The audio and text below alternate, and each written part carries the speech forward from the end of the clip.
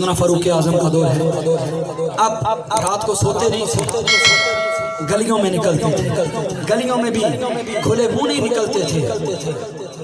इब्ने कसीर ने लिखा, कहा कि नकाब करके निकलते थे, कोई पहचाने ना उमर बिन खत्ताब निकला।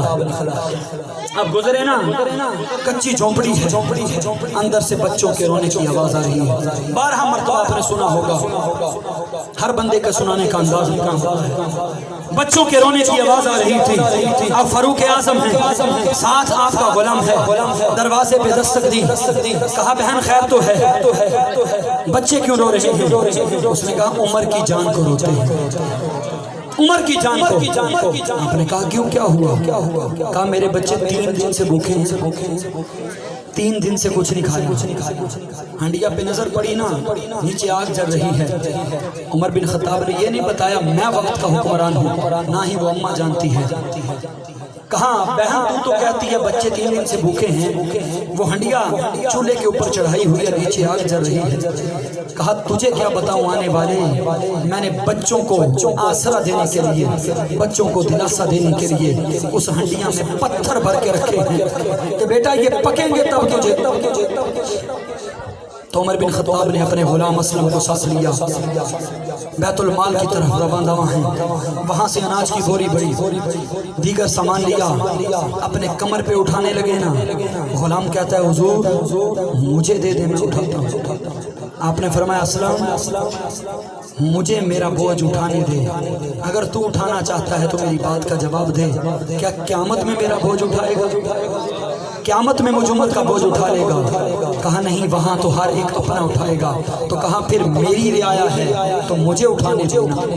वो वक्त का हुक्मरान होके नायाब ऊँटों पे सफर नहीं करता था, वो रात को पैदल चलता था, अपनी रियाया की खबर लेता था, इसलिए रियाया के दिल में उमर की मोहब्बत उजागर थी।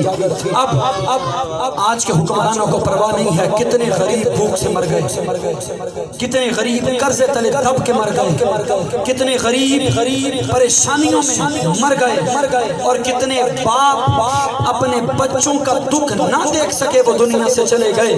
फारूक आजम ने वो अनाज उठाया, अब उस माई की चौखट में पहुंचे और जाके खुद अपने हाथों से, मौरखीन ने लिखा अपने हाथों से अनाज उठा, उसको हंडिया के अंदर भरा।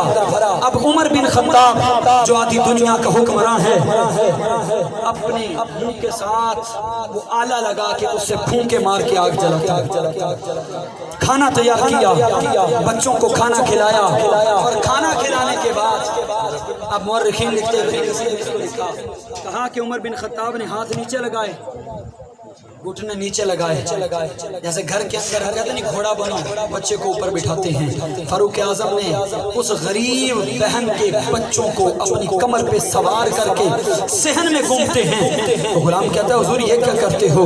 हम मेरी वजह से रोए थे ना, अब इनका मुस्कुराता चेहरा भी देखना चाहते हैं। ये है सैयदना फारूक आजम की सीरत। अब सैयदना फारूक आजम रज़ी अल्लाह तआला अन्हु आप एक जगह से गुजर रहे हैं, एक माई है। अब कहा कि आपके दौरे खिलाफत के अंदर वो एक ही माई थी जो आपसे नाराज थी। अब माई के पास से गुजरे हैं, कहा अम्मा क्यों परेशान है? कहा कि मेरे ऊपर 25 दिनार का कर्ज है। कितना कर्जा? कितना कर्जा? 25 दिनार। ते साडे घरां दे अंदर जेडे बच्चे हजे तक पैदा नहीं हुए, जो पैदा होणगे लाखां रुपया दा जम्मण वाले ते करदा, लेकिन है नहीं असल के अंदर, क्योंकि ऐसी कड़ा लिया जिन्हों ने लिया दवे ते होना। लेकिन पाकिस्तान मकरूज है हुक्मरानों की अदावतों की वजह से। लेकिन सैयदना फारूक आजम के दौर की एक माई है जो 25 दिनार की मकरूज है।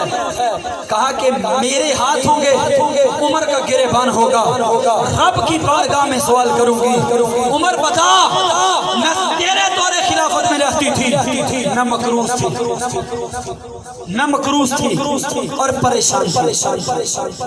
अब हज़रत फारूक आजम ने ये नहीं बताया मैं फारूक आजम हूँ। कहा माँ अगर तेरा कर्जा मैं दे दूं फारूक को माफ कर देगी? कहा तू बड़ा हामी बनता है उसका, तेरा लगता क्या है? कहा लगता तो कुछ नहीं है, लेकिन क्या बताऊं वो बड़ा ही मसरूफ है, بڑا ہی مصروف ہے، میں قرض اتار دیتا ہوں، تو معاف کرے گی؟ اس نے کہا ہاں ٹھیک ہے، تو میرا قرضہ اتار دے، میں تجھے معاف کر دوں، میں عمر کو معاف کر دوں گا۔ اب سیدنا فاروق اعظم ادھر ہے اور ادھر حضرت علی المرتضیٰ سیدنا فاروق اعظم کو ڈھونڈ رہے ہیں، کسی کام میں مشاورت کرنی ہے۔ اب حضرت علی المرتضیٰ کے ساتھ عبداللہ بن مسعود ہیں، اب دونوں پہنچ گئے اس جگہ پہ جہاں پر فاروق اعظم اماں کی چوکھٹ پہ بیٹھے ہیں۔ چوکھٹ پہ کہاں بیٹھے ہیں؟ چوکھٹ پہ بیٹھے ہیں۔ اب اماں سے فاروق اعظم کہہ رہے اماں میں قرضہ اتار دیتا ہوں لیکن تو مجھے لکھ کے دے کہ تو نے فاروق کو معاف کر دیا۔ سبحان اللہ۔ کہا بیٹا مجھے لکھنا نہیں آتا، لکھ تو دینا، مہر میں لگا دوں گا، انگوٹھا میں لگا دوں گی، لکھ تو دینا۔ کہا ٹھیک ہے۔ ابھی یہ بات چل رہی تھی، مولا علی نے کہا امیر المومنین۔ اب اماں ہکی بکی رہ گئی، کہا یہ امیر المومنین فاروق اعظم ہے جو میری چوکھٹ پہ زمین پہ بیٹھا ہے؟ تو فاروق اعظم نے اماں کے آگے ہاتھ جوڑے، کہا اماں اپنی گال تو مکری نہ، اپنی گال تے رہی ہن تو کیا سی لکھ کے دیں گی؟ کہ حضرت علی المرتضیٰ شیر خدا بھی پہنچ گئے، نال عبداللہ ابن مسعود بھی پہنچ گئے۔ میں علی ہن آ جو گیا ہے کہ رکا بھی لکھ، تیری شہادت بھی پہ جائے گی اور عمر دی معافی بھی ہو جائے گی، عمر دی معافی بھی ہو جائے گی۔ اور فرمایا کہ علی ایک ہی اماں سی جڑی میرے عمر تو ناراض سی، میں انہوں راضی کر لیا، ہن گواہ ہو جائے۔ اے ہے سیدنا فاروق اعظم رضی اللہ تعالیٰ عنہ۔ کہا محمد کے صحابی کا وہ شانہ یاد آتا ہے، محمد کے صحابی کا وہ شانہ یاد آتا ہے، بدل کے بھیس گلیوں میں وہ جانا یاد آتا ہے، اور نجف اس احد کی مائیں جب آٹے کو ترستی ہیں، عمر تیری خلافت کا زمانہ یاد آتا ہے۔ آج کتنی مائیں بہنیں بیٹیاں جو ہیں وہ لائنوں میں لگ کے آٹا لیتی، لیکن ایک وقت وہ ہے آدھی دنیا کا حکمراں ہو کے اپنی کمر پہ آٹے کا تھیلا لاد کر اس غریب اماں کی چوکھٹ پہ پہنچ جاتا ہے۔ اس کو کہتے ہیں حکمران۔ سرکار دو عالم صلی اللہ علیہ وسلم کے غلاموں، یہ ہے سیدنا فاروق اعظم رضی اللہ تعالیٰ عنہ۔